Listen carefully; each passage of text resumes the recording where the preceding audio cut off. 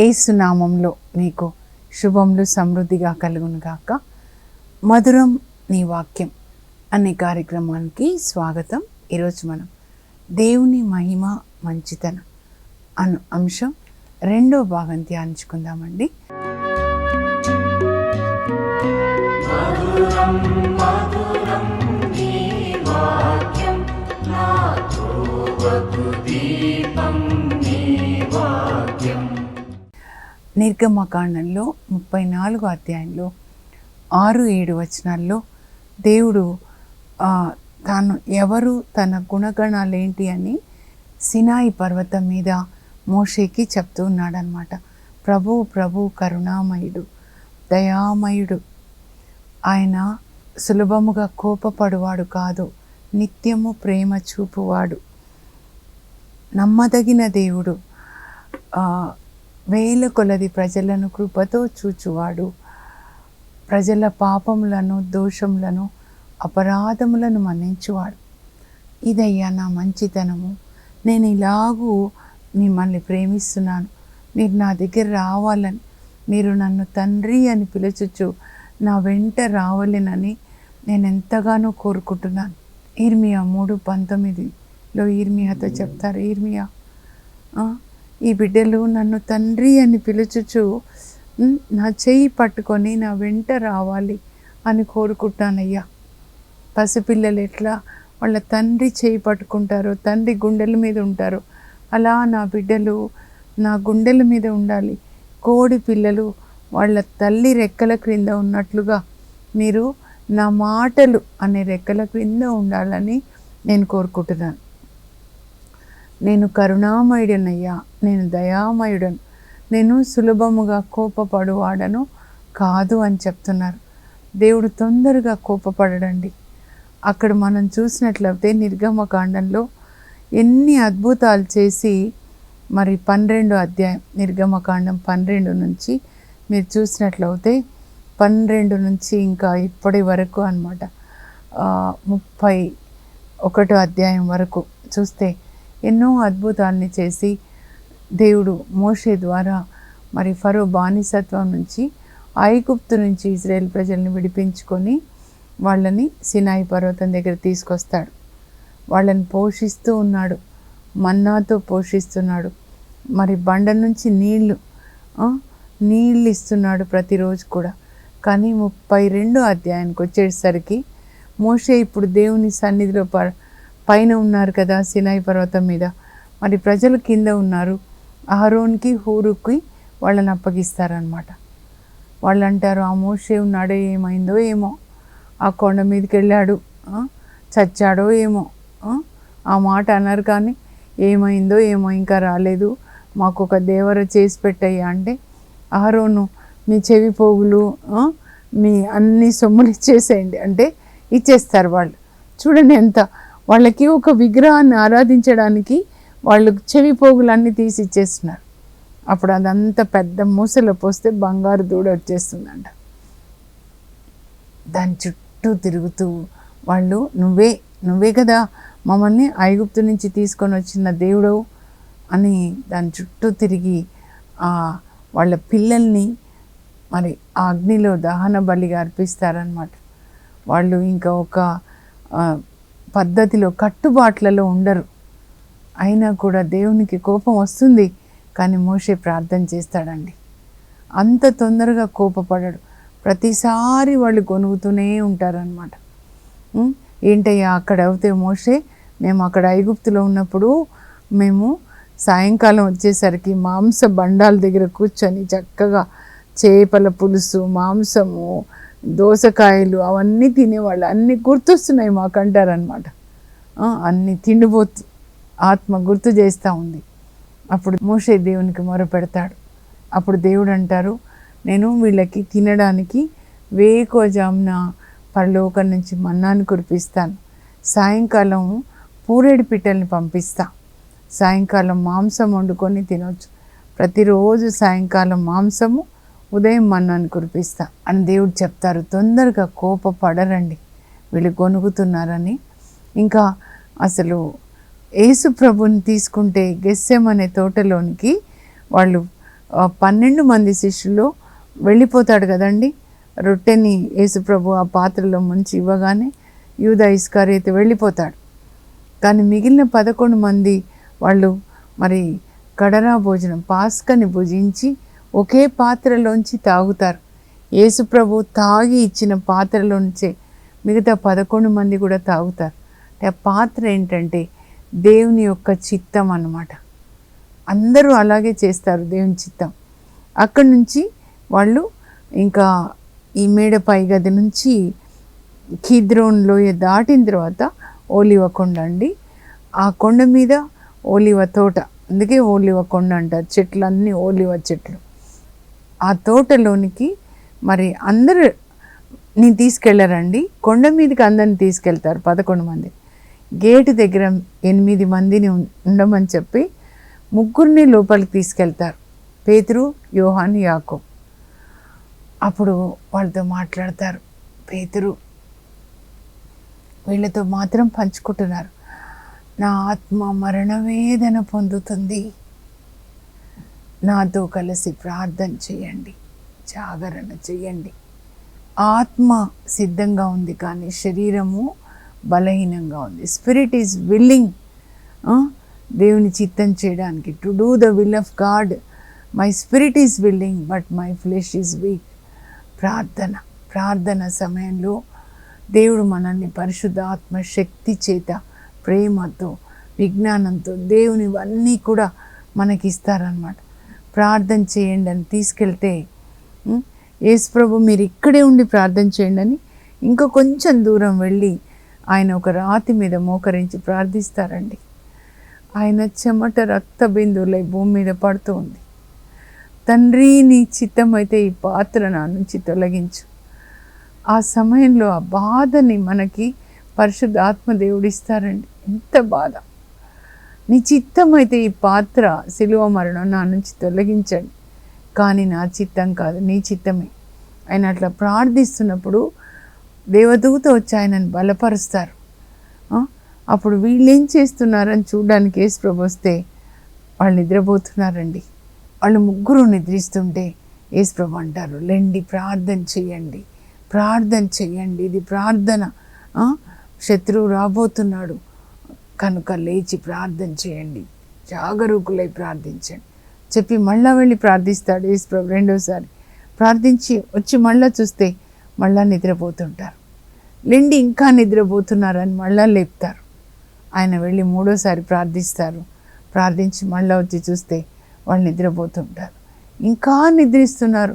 లెండి అని లేపితే ఏంటి ఇలా నిద్రిస్తున్నారు, వాళ్ళకి ఏం చెప్పాలో తోచలేదంట. ఇన్నిసార్లు నిద్రపోతున్నారే మీరు ఈ టైంలో. ఆయనకి ఎంత వేదన, ఆయన చెమట రక్త బిందువులే భూమి మీద పడుతుంది. ఆ వేదనలో పాలు పంచుకుంటారు. కానీ వాళ్ళు ప్రభుకి ఏం చెప్పాలో వాళ్ళకి తోచలేదంట. అంత నిద్ర అన్నమాట. కానీ ప్రభు కోపం తెచ్చుకోలేదండి. తర్వాత యూదా ఇస్కరియోతు వచ్చి ముద్దు పెట్టుకొని గురువాన్ని పట్టించినప్పుడు అందరూ ఆయనని ఇంకా రోమా సైనికులు పిడికిళ్లతో గుద్దుతూ ఉన్నారు, కత్తులతో గుదియలతో వచ్చేశారు. అప్పుడు నీకోసం ప్రాణం ఇస్తామని చెప్పిన పేతురు మిగతా వాళ్ళు 11 మంది పారిపోతారండి. దగ్గరే ఉన్న 3, గేటు దగ్గర ఉన్న మిగతా 8 మంది. అప్పుడు అందరూ ఆయనను విడిచి పారిపోయిరి.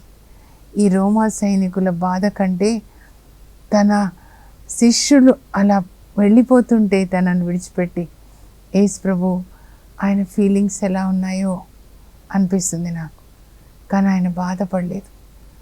ఆ రాత్రి మరి కోడి కుయ్యక ముందు ఆయన తెలిస్తే ఒట్టు ఆయన ఎవరో నాకు తెలీదు అన్నప్పుడు యేసుప్రభు చూస్తారు పేతుర్ని. అప్పుడు కూడా కోపం తెచ్చుకోలేదండి. పునరుత్థానుడైన తర్వాత అంటే పేతురు బొంకింది శుక్రవారం ఉదయం 3 గంటలకు అనుకోండి. మరి ఆదివారం సాయంకాలం వాళ్ళందరూ మేడ పై గదిలో ఉన్నప్పుడు భయంతో వణుకుచు మమ్మల్ని కూడా పట్టుకుంటారేమో, సిలువ వేస్తారేమో అని. అప్పుడు యేసుప్రభు వచ్చి వాళ్ళ మధ్యలో నిలవబడి నీకు శాంతి కలుగును గాక అని వాళ్ళకి శాంతినిస్తాడు. నా గాయాలు చూడండి, అని మరొకసారి శాంతి కలుగును గాక. వాళ్ళ మీద శ్వాసను ఊదుతారు. పరిశుద్ధాత్మని పొందండి. మీరెవరి పాపాలు మన్నిస్తే అవి మన్నించబడతాయి. పేతురు, నువ్వు చూడేమన్నావు, కానీ ఏం చేసావు పేతురు, మీరందరూ పారిపోయారు కదా అని అనలేదండి యేసు ప్రభు. వాళ్ళని మన్నించాడనమాట. అంత ప్రేమ మన మీద కూడా అంత ప్రేమ చూపిస్తున్నారండి. నేను అనుకుంటాను, పాత నిబంధనలో ఒక తప్పు చేస్తే దావీదును కూడా విడిచిపెట్టలేదు కదా. అబ్బా, ఎంత పెద్ద శిక్ష, మన్నించండి అంటాడు దావీదు. 51వ కీర్తనలో ప్రార్థన చేస్తాడు. అలాగే నూతన నిబంధన లూకాసు వార్త బిగినింగ్లో 1వ అధ్యాయంలో గాబ్రియల్ దూత వచ్చి చెప్తారు జకర్యాకి, నీ ప్రార్థన ఆలకించబడింది, నీ భార్య గర్భం ధరించి కుమారుని కంటుంది. అలా అంతా చెప్పిన తర్వాత ఎలా నేను ముసలివాడు, నా భార్య కూడా ముసలి, నువ్వు నమ్మలేదు కాబట్టి నేను దేవుని సన్నిధిలో ఉండు గాబ్రియల్ దూతను, ఆయన చెప్పిందే నేను వచ్చి చెప్పాను. నువ్వు నమ్మలేదు కాబట్టి నువ్వు అది జరిగే వరకు మూగవాడుగా ఉంటావు. మూగవాడైపోతాడండి. బాబు పుట్టి 8వ రోజు సున్నతి చేసేటప్పుడు పలక మీద యోహానని రాసినప్పుడు యోహానా అని అందరు అడిగినప్పుడు అమ్మా అంటే అంత శిక్ష అనమాట, అంత ఇమీడియట్గా. మరి అపోస్తల కార్యాలు 5లో కూడా అనానియా సఫీరా కొంత డబ్బు దాచుకొని అబద్ధాలు చెప్పినప్పుడు వాళ్ళు చనిపోతారు. కానీ ఇప్పుడు ఎందుకండి అలా రావట్లేదు? ఎందుకు అలాంటి శిక్ష రావట్లేదంటే నీ కొరకు అక్కడ యేసు ప్రభువు, యేసు రక్తము ప్రార్థిస్తూ ఉంది, నా కోసం, మనందరి కొరకు అన్నమాట. లేకపోతే ఈ లోకంలో ఎవరు ఉండేవాళ్ళండి? నీతిమంతులు కదా. సులభంగా కోపపడువాడు కాదు, ఆయన ఎంతో ఓర్పు కలిగి ఉన్నాడు. పేతురు రాస్తారు, ఇంకా ప్రభు రావట్లేదేంటి అని మీరు అడుగుతున్నారేమో. ఆయన ఓర్పు కలిగి ఉన్నాడు, ఎందుకంటే మీరందరూ మారాలి అని. సహనాన్ని కలిగి ఉన్నాడు, మీరు రక్షణలోకి రావాలని చెప్తాడనమాట. తర్వాత నిత్యము కృప చూపించేవాడు. నిత్యం ఆయన ప్రేమ ఎప్పటికీ ఉంటుందండి, ఒకేలాగా ఉంటుంది అన్నమాట. ఆయనని నిత్యుడగు తండ్రి అంటారు. యేసు ప్రభు పుట్టినప్పుడు మరి ఆయనను గురించి పుట్టకముందే దర్శనాన్ని చూస్తాడనమాట. యేసు ప్రభు పుట్టిన దర్శనాన్ని యెషయా చూసి, యెషయా 9:6లో అంటాడు, మనకొక శిశువు జన్మించాడు, మనం ఒక కుమారుని బడసితిమి, ఆయన పేరు ఆశ్చర్యకరుడు, ఆలోచనకర్త, బలవంతుడైండి, నిత్యుడగు తండ్రి, సమాధానకర్త. నిత్యుడగు తండ్రి ఆయన, ఎప్పటికీ తండ్రి. మన ఈ లోకపు తల్లిదండ్రులు వృద్ధులైపోతారు కదండి ఒక సమయం వస్తే. అప్పుడు మనం చూసుకోవాలి, పిల్లల బాధ్యత మీ తల్లిదండ్రుల్ని చూసుకోవాలి. మీరు ఈ లోకంలో దేవుణ్ణి ప్రేమిస్తే దేవుడు మీకు ఇచ్చిన తల్లిదండ్రుల్ని ముందు మీరు ప్రేమించండి, గౌరవించండి. అదే ప్రార్థన, వేరే ప్రార్థన అవసరం లేదు. నిత్యము తండ్రే. కొన్నిసార్లు చూడండి, తల్లిదండ్రుల దగ్గర డబ్బు ఉంది, వాళ్ళు డబ్బు ఇచ్చినంతసేపు బాగుంటారు. ఒకవేళ వాళ్ళకి డబ్బు లేదు, వాళ్ళకి అనారోగ్యం చేసింది, అప్పుడు పిల్లలు చూసుకోవాలనుకోండి, వాళ్ళ ప్రేమలో మార్పు వస్తుంది కదండి. భర్త ప్రేమలో మార్పు వస్తుంది కదా, తల్లిదండ్రుల ప్రేమలో మార్పు రాదేమో, కానీ భర్తలో కానీ, అక్కలో కానీ, చెల్లెల్లో కానీ. కానీ మన దేవుడు మనం పడిపోయినా, మనం నీతిగా ఉన్నా, అంటే పాపంలో పడిపోయినా ఒకేలాగా ప్రేమిస్తారండి. పాపంలో పడిపోయినప్పుడు ఇంకా ఎక్కువ ప్రేమను చూపిస్తారు. తప్పిపోయిన గొర్రె పిల్లల్ని ఆయన వెదకి రక్షించి, సైతాను గాయాలు చేసి ఆ వ్యక్తిని త్రాగుబోతుగా గాయపరిచి, లేకపోతే డ్రగ్స్, సెల్ ఫోన్స్, గాయాలన్నీ చేస్తే ఆ గొర్రె పిల్లని వెతికి రక్షించి గాయాలకి కట్టి గుండెల మీద పెట్టుకొని నడిపిస్తాడండి. నడవలేడు నా బిడ్డ, ఇన్ని గాయాలు చేశారు. మంచి సమరయుని ద్వారా, ఆ మంచి సమరయుడు యేసుప్రభుయేనండి. అన్ని గాయాలు చేస్తే యేసుప్రభు ఎత్తుకొని నడిపిస్తారు. తండ్రి నిత్యమైన ప్రేమ. ఇర్మియా 31:3లో చెప్తారు, నేను నిన్ను శాశ్వతమైన ప్రేమతో ప్రేమించాను. కనుక ఎప్పుడైనా కొంచెం చిన్న పొరపాటు చేస్తే మీరు బాధపడొద్దు. అక్క, ఈరోజు నేను ప్రొద్దున లేవలేదు ప్రార్థనకి, నాకు ఎలాగో అనిపిస్తుంది, నేను ఉపవాసం చేయలేదు. ఏమీ బాధపడకండి. మీ పిల్లలు తొందరగా లేవకపోతే కొన్నిసార్లు బాగాలేదనుకోండి, మా పాపకి నిన్న బాగాలేదు, పడుకొని ఉంది, ఇంకా జో కొడతాం కదా, పడుకొని నా బిడ్డని డిస్టర్బ్ చేయొద్దు అంటారు మా వారైతే కదా. అలాగే మన దేవుడు కూడా ప్రేమ కలిగిన తండ్రి. కానీ మీరు ఎప్పుడు ఈరోజు కొంచెం ప్రేయర్ చేయలేదు, ఆయన నన్ను శిక్షిస్తారు ఎప్పుడు అనుకోకండి, అది సైతాన్ పెట్టే ఆలోచన. ఆయన ఎప్పుడూ మనల్ని ప్రేమిస్తాడండి. అది నాకు ధైర్యాన్ని ఇస్తుంది. నా యేసు నన్ను ప్రేమిస్తాడు, నన్ను నడిపిస్తాడు. కనుక నన్ను ఎవరు చూసుకుంటారు వృద్ధాప్యంలో, పిల్లలు చూస్తారా? కాదు, అలా కాదు. ఎందుకంటే చాలామంది అంటారనమాట, పిల్లలు చూస్తారా లేదా అని. పిల్లలు చూడని చూడకపోని యేసు ప్రభు ఎత్తుకొని నడిపిస్తారు. మీ తల నరిసిందాకా నేను మీకు దేవుడనై ఉంటాను. 71వ కీర్తనలో అంటారు, యెషయా 46:4, మీ వృద్ధాప్యంలో నేను మిమ్మల్ని మోస్తా అంటారు, ఎత్తుకొని మోస్తా అని చెప్తారనమాట. ఆయన ప్రేమ మన నీతి మీద, మనం చేసే దాన ధర్మాల మీద ఆధారపడి ఉండదండి. ఆయన ప్రేమ ఎల్లప్పటికీ ఉంటుంది.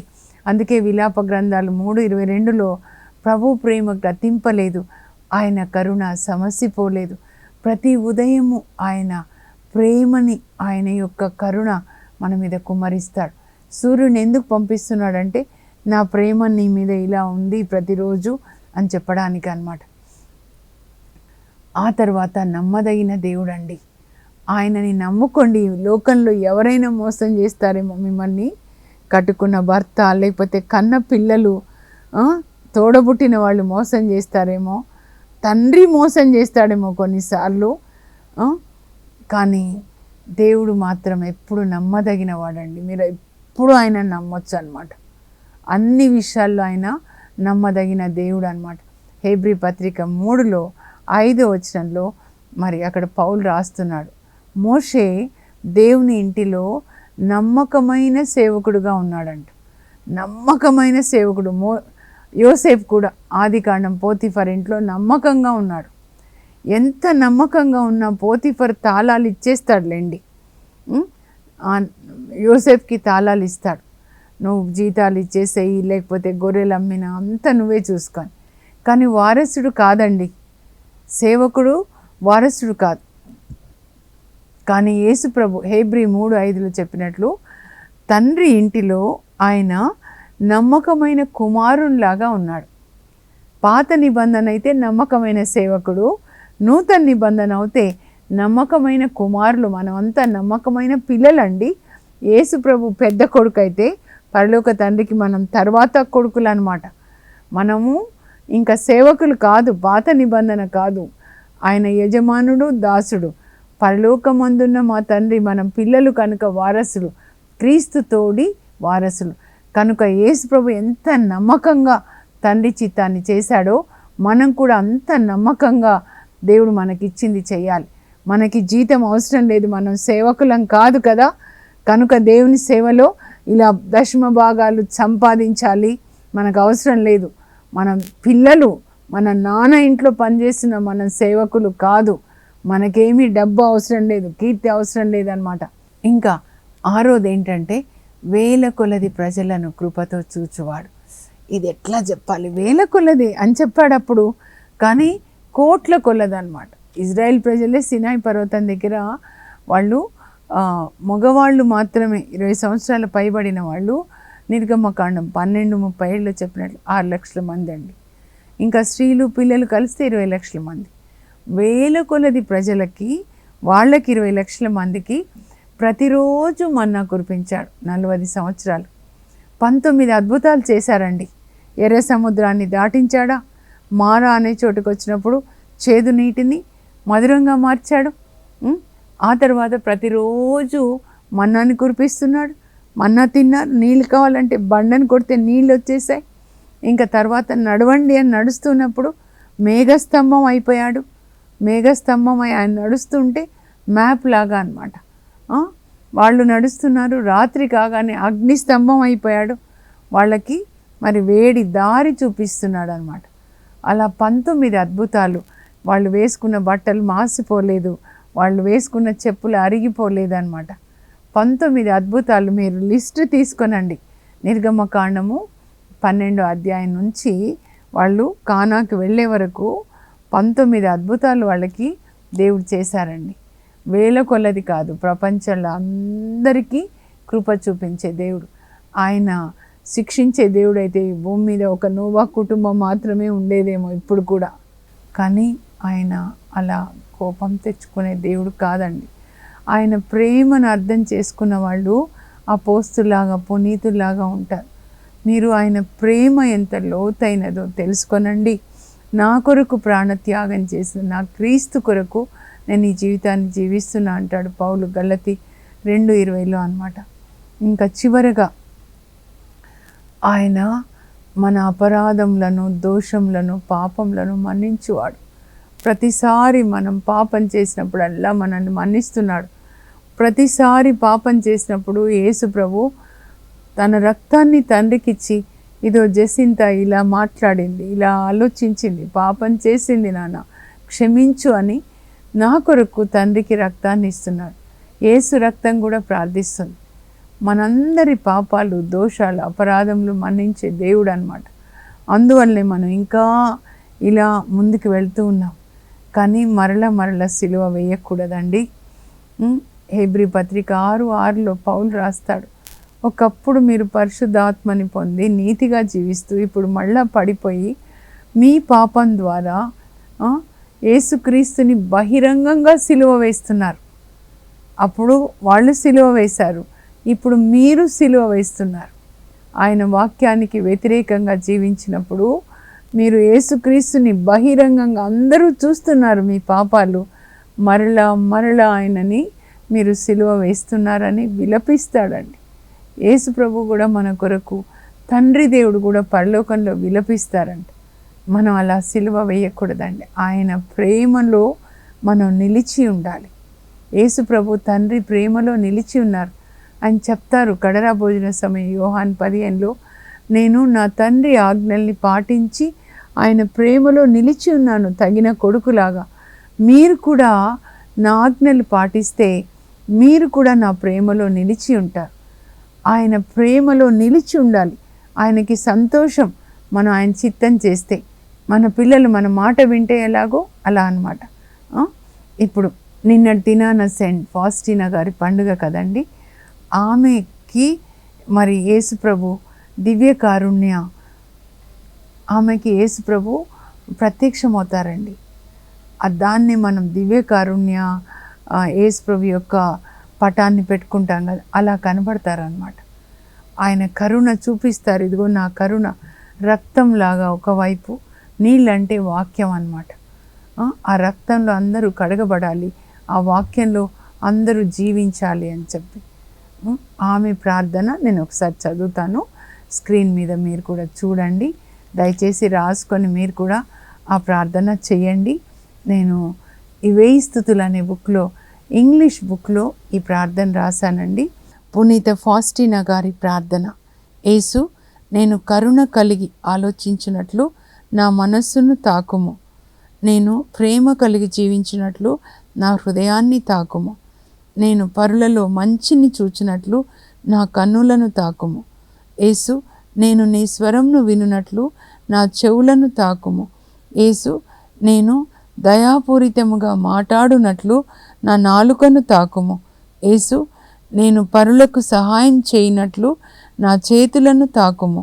యేసు, నేను కష్టములలో ఉన్న వారి యొద్దకు వెళ్ళునట్లు నా పాదములను అభిషేకించుము. యేసు, నన్ను నీ ప్రేమ వాహినిగా మార్చుము. ఇప్పుడు ఇంగ్లీష్లో చదువుతా అండి. Saint Faustina's prayer. Jesus, touch my mind with your mercy that I may think mercifully. Touch my heart that I may love unconditionally. Jesus, touch my eyes with your mercy that I may look at the goodness in others. Jesus, touch my ears with your mercy that I may listen to your voice and obey it. Jesus, touch my tongue with your mercy that I may speak comforting words and with grace. Jesus, touch my hands with your mercy that I may use them to help others. Jesus, touch my feet with your mercy that I may go to help those in trouble. Jesus, make me a channel of your love. ఇదండి Saint ఫాస్టినా గారి ప్రార్థన. మనం కూడా ఇలాగే ప్రార్థించుకోవాలి. నా చేతులు తాకు, నేను సహాయం చేయాలి. నా కన్నులు తాకు, నేను ఇతరులలో మంచిని చూడాలి. నా నాలుక తాకు, నేను ప్రేమ కలిగి మాట్లాడాలి. నా చెవులు తాకు, నేను నీ స్వరాన్ని వినాలి. అలాగే పేదవాళ్ళ గోడును నేను వినాలి. ప్రార్థన చేసుకుందాం. పరలోకపు మా తండ్రి, నీ పరిశుద్ధ నామమునకు స్తోత్రం కలుగును గాక. నీవు కరుణామయుడు, దయామయుడు, వేల కొలది ప్రజలను కృపతో చూచువాడవయ్యా. మరి యేసయ్యా, మీరు పునీత ఫాస్టినా గారికి దర్శనం ఇచ్చారు. ఇదిగో మీ ప్రక్కలో నుంచి కారే రక్తం అందరి పాపాలని కడిగి వేస్తుంది. ఆ విధంగా అందరికీ రక్షణ. మరి ఒకవైపు నుంచి నీరు అంటే వాక్యం, ఆ వాక్యం మేము చదివి పాటించాలి అని, కరుణ కలిగి ఉండాలి అని ఆమెకి, ఆ తల్లికి మీరు చెప్పారు. ఆ తల్లి చేసిన ప్రార్థన ఈరోజు మేము చేస్తున్నాం ప్రభా. తండ్రి, మా చేతులు కరుణ కలిగిన చేతులుగా మార్చండి, సహాయం చేసే చేతులు. మా నాలుక కరుణ కలిగిన నాలుకగా, మంచి మాటలే. Let our tongue be graceful tongue to speak comforting words Lord. మా కన్నులు పరులలో మంచిని చూడాలి, మా చెవులు నీ స్వరాన్ని వినాలి ప్రభా. అలాగే పేదవాళ్ళ గోడును వినాలి అయ్యా. మా పాదములు నాయనా కష్టాల్లో ఉన్న వాళ్ళ దగ్గరికి వెళ్ళి సహాయం చేసేటట్లుగా మా హృదయాన్ని నాయనా ప్రేమతో నింపండి, మా మనస్సును ప్రేమతో నింపండి. యేసు నామంలో అడుగుచున్నాం తండ్రి, ఆమేన్. పునీత ఫాస్టినా గారి హృదయాన్ని, మనసుని ప్రేమతో నింపిన దేవుడు మనల్ని కూడా అలా ప్రేమతో, కరుణతో నింపి మనం కూడా యేసు ప్రభు యొక్క కరుణని లోకానికి అందిద్దాం. God bless you. Have a blessed day.